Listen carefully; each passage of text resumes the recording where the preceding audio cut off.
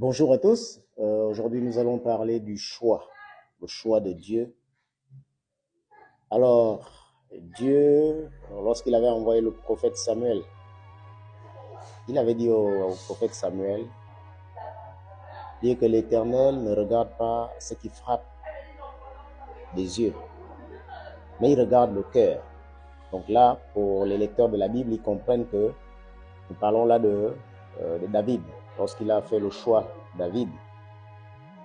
Et si vous regardez également, particulièrement dans les psaumes, dans le psaume 78, les versets 71, 70, 71 et 72 d'ailleurs aussi, il dit qu'il a choisi David, il allait prendre David dans une bergerie. Donc le type, il était en train de garder les brebis. Donc ce n'est pas un type qui est préparé pour la guerre, mais quelqu'un qui était derrière les brebis, quelqu'un qui était derrière les moutons, si tu veux que je parle de façon à ce que tu comprennes plus facilement. Mais Dieu allait le choisir là. Il a choisi un type comme Saul de Tarse, un persécuteur de l'Église, quelqu'un qui était méchant, mauvais, mais Dieu l'a changé. Il a choisi quelqu'un comme moi, qui ne méritait rien. Et donc toi aussi, Dieu a mis ses yeux sur toi. Ne regarde pas par rapport à ton passé. Ne regarde pas tout ce que tu as posé comme acte.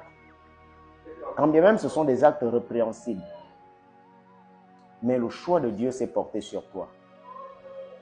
Alors aujourd'hui, Dieu t'interpelle. Dieu t'appelle. Dieu veut que tu viennes à lui, tel que tu es. Et c'est lui qui a la capacité de te transformer. Comme il a transformé David. Comme il a transformé Saul de Tarse et qui est devenu Paul. Et vous voyez tout ce que cet homme-là a fait par la main du Seigneur dans le Nouveau Testament. Dieu nous dit également dans le psaume 74, particulièrement au verset 16, il dit que c'est à lui le jour, c'est à lui la nuit,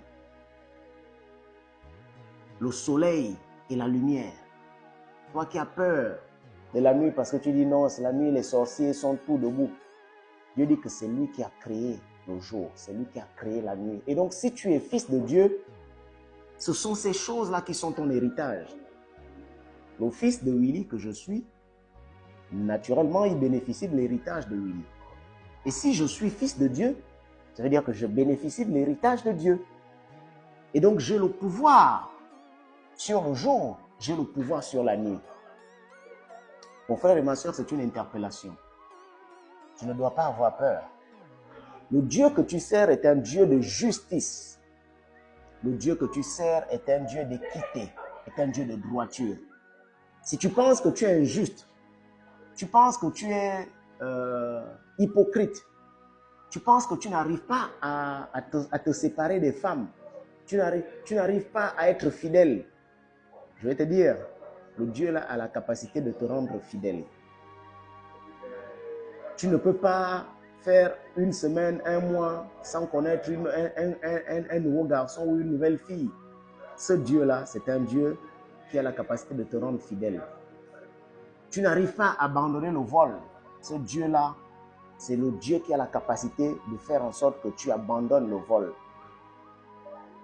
Et aujourd'hui, c'est vraiment une situation, je constate avec amertume, qu'aujourd'hui, même nous les chrétiens, nous autorisons la corruption, nous autorisons l'injustice. Et tous les dimanches, nous proclamons le Dieu juste, le Dieu saint, le Dieu intègre, le Dieu parfait. Tu ne peux pas avoir revêtu Jésus-Christ et demeurer dans l'injustice, demeurer dans la corruption, demeurer dans le mensonge, le vol, demeurer dans la tricherie.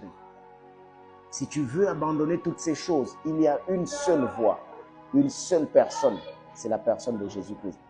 C'est pourquoi il dit également,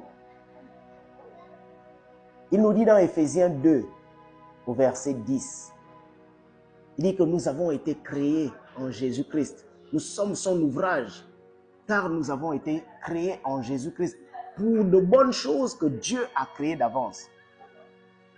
Si tu es fatigué de ta vie, tu es fatigué des choses, tu es dans l'injustice, tu es dans la corruption, tu es dans l'impudicité, tu es dans toutes ces choses qui sont mauvaises. Ce n'est pas une condamnation pour moi aujourd'hui, c'est une interpellation.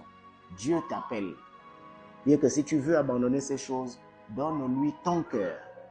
Ce n'est pas seulement ton corps qui doit venir à l'église, mais c'est ton cœur que tu dois offrir afin que Jésus-Christ vienne habiter dans ton cœur. Lorsque Jésus-Christ habitera dans ton cœur, alors tu deviendras fidèle à ta femme. Tu deviendras juste.